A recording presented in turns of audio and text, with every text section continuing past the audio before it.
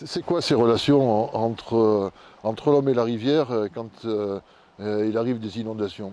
Eh bien d'abord, la première des choses, c'est que on oublie. On oublie et on s'habitue à un certain nombre de choses.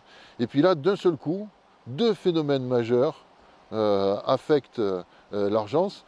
Cette fameuse crue de juin 2010, la crue de novembre 1994 est un peu plus faible, mais très rapprochée aussi, la crue de 2014 sur la basse vallée. J'ai malheureusement subi, malgré moi, cette crue dévastatrice qui est survenue en juin, le 15 juin, et qui a rappelé qu'il fallait être prudent à l'échelle d'un cours d'eau méditerranéen et qu'il pouvait y avoir des variations de débit qui peuvent être brutales, ce qu'on appelle les crues éclairs, et qui nous rappellent qu'il faut avoir un comportement humble vis-à-vis d'un cours d'eau, toujours vigilant. Et là, on se met à redécouvrir que ce petit cours d'eau tranquille, hein, on l'appelle l'Argent, cette espèce de miroir, d'un seul coup devient une furie. Et ça, c'est véritablement la chose qui a sauté à la figure des gens, d'autant plus qu'ils pensaient qu'ils étaient protégés par des aménagements qui ont été faits depuis longtemps. Non, moi j'ai le sentiment depuis juin 2010 que le grand public craint le cours d'eau. Souvent on entend dire la nature reprend ses droits. Non, moi je suis plutôt pour dire on est au cœur de la nature, il faut apprendre à la respecter, à vivre au fil des saisons. Même si j'en étais victime, sur le plan personnel, au niveau de mon bien matériel, heureusement. En fait, depuis quelques années, peut-être qu'avant c'était pas le cas parce que quand on voit les vieilles photos et tout, on voit les gens vraiment au bord de la rivière souvent. Alors peut-être qu'après il y a eu des pollutions, avec les inondations je pense que ça n'a pas été super. Enfin au niveau de l'image de la rivière ça a un peu... Et surtout 2010 parce que 2010 c'était le 14 ou le 15 juin et du coup on était ouvert. Donc on était en activité, on est resté là sur le site jusqu'au soir et on voyait que c'était un peu bizarre quand même ce qui se passait, quoi. Après la nuit on a dû partir bien sûr et le lendemain on n'a pas pu revenir parce que c'était tout inondé et on a halluciné, quoi. Donc, et pour nous ça a été un peu difficile parce qu'on a perdu du matériel, on a perdu notre saison donc on n'a pas pu faire de saison. Donc ça a été quand même un petit peu compliqué. Et puis c'est vrai que pour la rivière c'était un peu triste parce qu'elle était vraiment, ravagée, quoi. Après c'était impressionnant, quoi. Tu avais des fois sur 200-300 mètres des arbres dans l'eau qui étaient tombés. Il y a les crues torrentielles. Juin 2010 sur la Nartubie, la Florieille, le cours d'eau des Arcs, etc., qui sont des trucs monstrueux, avec des débits monstrueux, mais surtout avec énormément d'énergie, et surtout avec une très rapide temps de réaction qui fait que la sécurité ne se fait pas. J'ai été pris de court moi-même par cet épisode de pluie et de crues violentes, où j'ai pas prévenu ma compagne de lui dire de rester à un endroit pour se mettre à l'abri du risque d'inondation, que ce soit pour son véhicule ou à titre personnel, ou de rentrer plus tôt quand les autorités locales se sont aperçues qu'elles allaient être un peu prises de court par l'ampleur du phénomène. Il y a quasiment la moitié des gens qui meurent dans leur voiture ou à proximité de leur voiture. Et on a demandé donc une subvention à la Maison régionale de l'eau pour faire un film sur les risques d'inondation à diffuser dans les auto-écoles, dans la formation, pour expliquer la conduite à tenir en période d'inondation. C'est très clair, hein, 30 cm suffit à déplacer une voiture. C'est très clair aussi que quand l'eau est sur la route, on ne sait plus où est le bas-fossé. C'est très clair que quand l'eau court sur la route, eh bien peut-être qu'il y a un arbre qui est en train de se déplacer et qui peut venir vous percuter.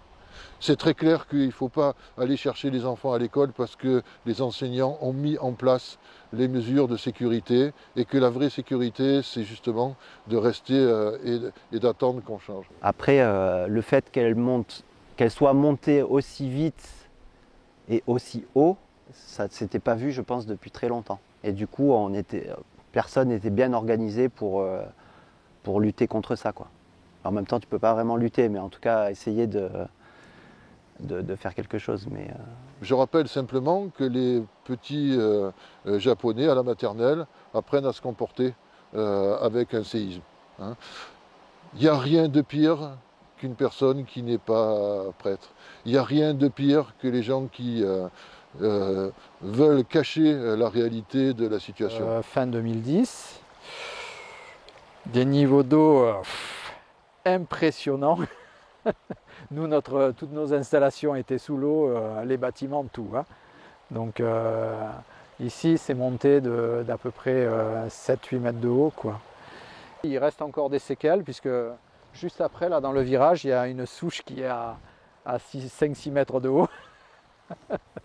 Et entre autres, j'avais été voir le barrage de Séguemagne. On ne le voyait plus du tout. On ira y jeter un coup d'œil tous les deux, tu verras, impressionnant. La plus grosse inquiétude des personnes du coin, c'est le cas où le barrage de Carcès céderait. C'est plus ça qui les inquiète que les crues de l'Argence, puisque les anciens, les maisons, ils ne les ont pas faites n'importe où. Il n'y a pas vraiment de zone d'habitation sur ce secteur, vraiment en bordure de l'Argence. C'est vraiment beaucoup plus bas où le cours d'eau monte énormément.